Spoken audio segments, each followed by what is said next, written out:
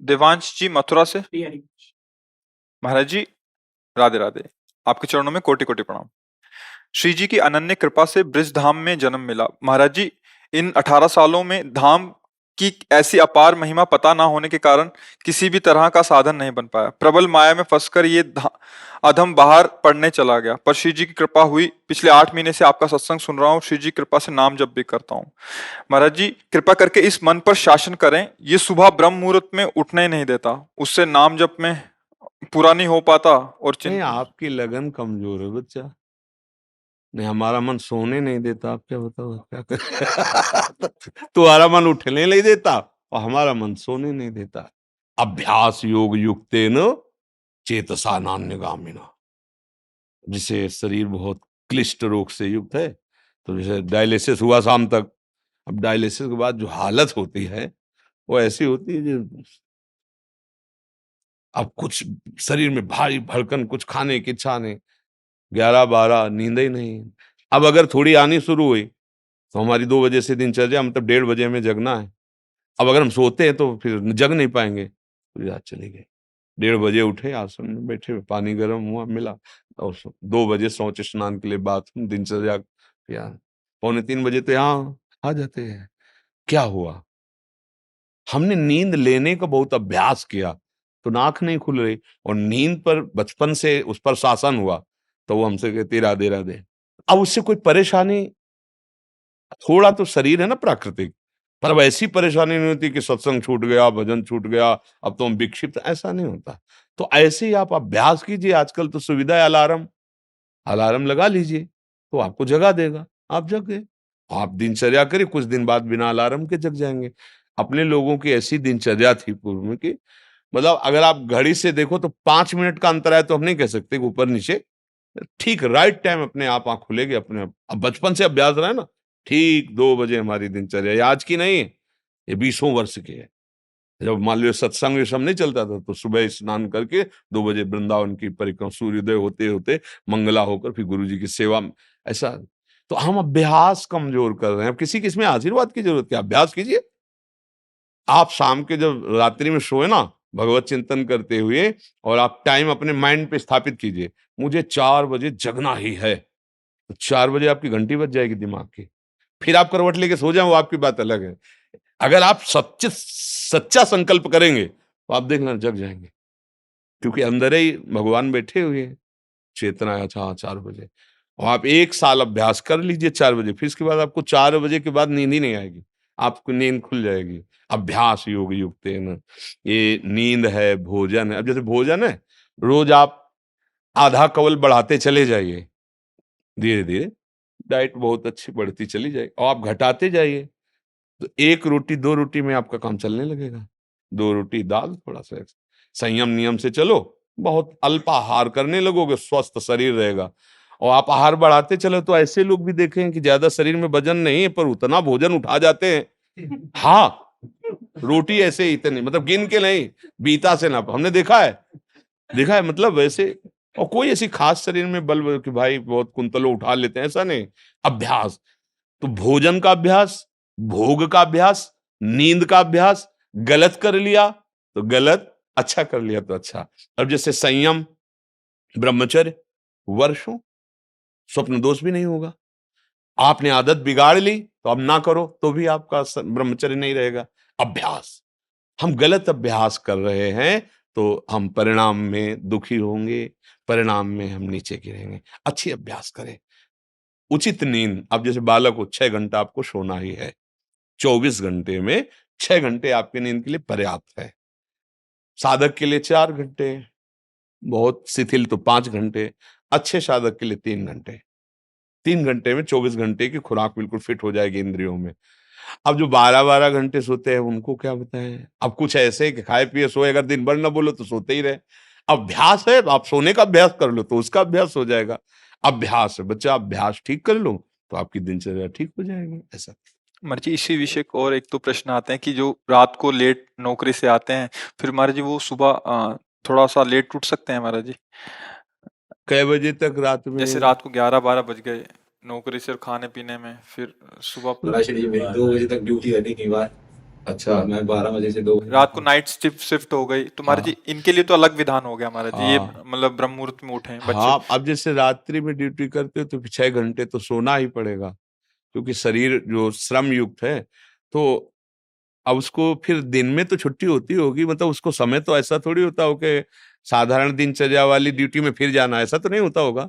रात वाली ड्यूटी के लिए मतलब दिन वाला तो फुर्सत होगी, होता होगा ऐसा। अब हम तो कभी की नहीं तो हमें पता ना राइट नाइट और ना दिन की, रात दिन की ड्यूटी एक ही रही है। राधा वल्लभ श्री हरिवंश श्री वृंदावन श्री वंचल हमारी। तो 6 घंटे सोने के लिए विधान जैसे है, तो अगर आपको पैसा कमाने की इच्छा हो तो उसके बाद भी ओवर टाइम कर सकते हैं, आप ड्यूटी कर सकते हैं ना। 2 बजे जगने के बाद आप सोचोगे यार 2 घंटे अगर और हम कर लेते हैं तो इतना मिल जाता है। तो अगर ऐसा ओवर टाइम भजन के लिए हो जाए तो लाभ मिल जाए। अब आप 6 घंटे सोने के निकाल लो। अगर आपको ऐसा लगता है 2 बजे आए, अपना जो दिनचर्या सो गए, फिर जब जगो तब भजन, वो आपके लिए प्रातः काल वही हुआ जब उठ के भजन करें। जब वही जागे तभी समझ लो प्रातःकालीन। फिर आप वही दिनचर्या करो जो प्रातःकालीन दिनचर्या चाहिए। और जी अगर 8 से 2 तक ड्यूटी है रात को, तो हम आपकी कृपा से नाम जप नाम जप नाम जप एक भी क्षण उसमें जाने नहीं देते। हाँ और ठीक, जब बहुत सोते हैं बहुत हाँ। उस स्वप्न में भी हमें सिर्फ कीर्तन ही दिखाई देता है, और जब उठते हैं तो पहला बहुत ऊंची स्थिति है ऐसी तो। स्वप्न में और जागृत में हर समय प्रभु का चिंतन चलने लगे तो बहुत ऊंची स्थिति है। पर मनीराम को देखते रहना, बहुत कलाबाज है, बहुत कलाकार हैं। कभी कभी हमको सिद्ध अनुभव करा करके वो ऐसी जगह खड़ा कर देते हैं जहां लगता है कि यार तुम बहुत धोखे में डाल दिए हमें, ऐसा लगता है। अपने लोग क्या है ना कि इसके साथ बहुत खेल करे हैं, युद्ध, तो इसकी हर हरकत को पता है। जिस समय बच्चा ऐसी स्थिति आ जाएगी कि आप जो बोले ना, जैसे जब स्थिति आ जाएगी तो आप बच्चा बोल नहीं पाओगे ये बात। जैसे करोड़ रुपया तुम्हारी जेब में रखे हो, तो एक हाथ चुपचाप ऐसे रहेगा और कोई कहेगा क्या बात है, कुछ नहीं वो खुजला रहा था इसलिए ऐसे कर रहा। आप ये नहीं बता सकते कि 1 करोड़ यहाँ है। अगर नाम जब चलने लगा, ऐसी स्थिति आने लगी, तो इतना आप भयभीत हो जाएंगे बताने में, आप कह नहीं पाएंगे। और आपको ये अनुभव होगा कि जैसे भजन होना चाहिए हो नहीं रहा। प्रभु मुझ नीच पर कब ऐसी कृपा होगी कि मेरा ऐसा भजन हो जाए। अभी क्या है, कृपा से हो रहा है, वो अहंकार में स्वीकृति हो रही है, इसलिए टिकाऊ बात नहीं बच्चा। भजन करने वालों के हृदय में ऐसी भजन की भूख पैदा होती है कि रात दिन करने पर भी उन्हें रोना आता है कि प्रभु कब मुझसे ऐसा भजन होगा जैसा संतों ने किया है, और रात दिन भजन कर रहे हैं। समझ रहे हो ना बच्चा, यहाँ आए हो ना, बहुत कृपा पात्र हो। तो अवास्तविक तुम्हारी स्थिति ऐसी हो जाए कि जागृत स्वप्न सुषुप्ति स्फुरत में राधा पदाब्ज छटा, चाहे जग रहे हो या सो रहे हो या स्वप्न में हो, लाडली लाल के साथ आपका मन सावई मना कृष्ण पदार। कभी अब कहना नहीं, और अभ्यास बढ़ाते चले जाओ। जो हो रहा है नाम जप, वो श्री जी की कृपा से हो रहा है, गुरु जी की कृपा से हो रहा है। कहने से ये बात हट जाती है, अहम पुष्ट होता है, चुपचाप अंदर ही अंदर। अब या तो आप जानते नहीं थे या आप करते नहीं हो, नहीं तो डर लग जाएगा। अपनी कोई चेक किसी को दिखाएगा, कि पैसा दिखाएगा, हीरा जवाहरात दिखाएगा क्या? तिजोरी में बंद किया जाता है लॉकर में। एक चाबी वहां और एक चाबी गुरुजी के पास, एक चाबी आपके पास। केवल गुरुजी और आप मिलके बात कर सकते हो उस लॉकर की चाबी को, मतलब समझ रहे हो ना। अपने गुरु से केवल पर्सनल, घर गृहस्थी परिवार नहीं, बैंक में एक चाबी आपके पास, लॉकर का होता है ना, दोनों मिला के, मतलब केवल सदगुरु और आप।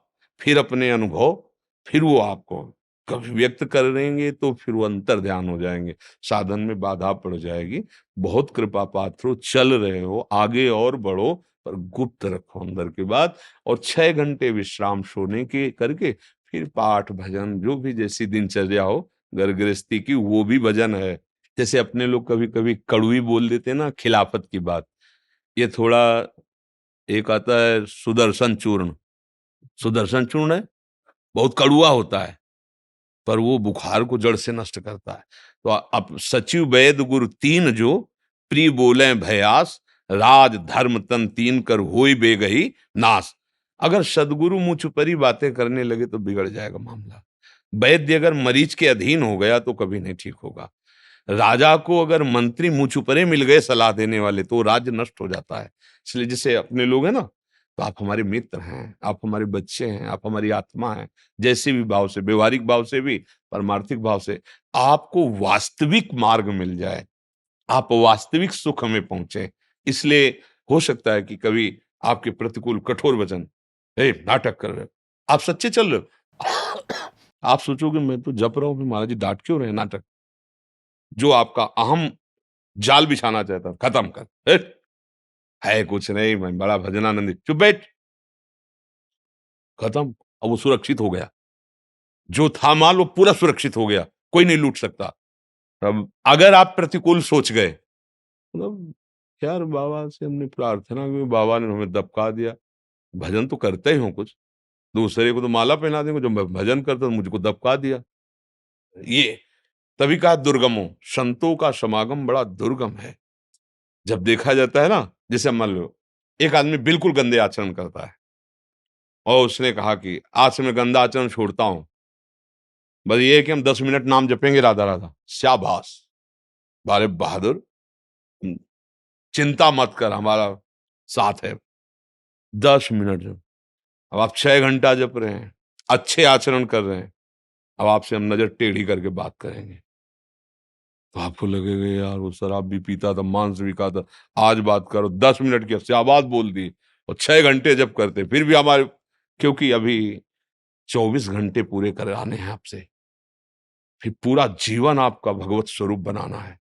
जैसे लड़का कोई नया है ना, और बस स्कूल में और ऐसे गोली खींचे, ऐसे डंडा बना दे, तो टीचर क्या कहता है? वाह शाबाश शाबाश, बहुत अच्छा।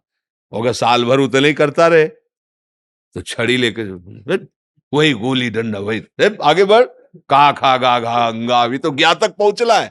ऐसे जब संत समागम में कभी उनका कड़ुआ वचन, उनकी डांट लगे, तो अंदर से सोचना चाहिए भगवान हम पर बड़े कृपालु हैं, हमारी रक्षा कर रहे हैं, वो हमें अपना मानते हैं। डांट किसको लगाई जाती है? जिसे प्यार किया जाता है। हमारे ऊपर बड़ी कृपा है कि संत जन हमें अपना बच्चा मानते हैं, अपना मानते हैं, और डांट लगाते हैं ना कभी प्रतिकूल क्योंकि माता कभी प्रतिकूल कैसे बच्चे के सोच सकती है, ऐसे सदगुरु कैसे प्रतिकूल सोच सकता है? ऐसे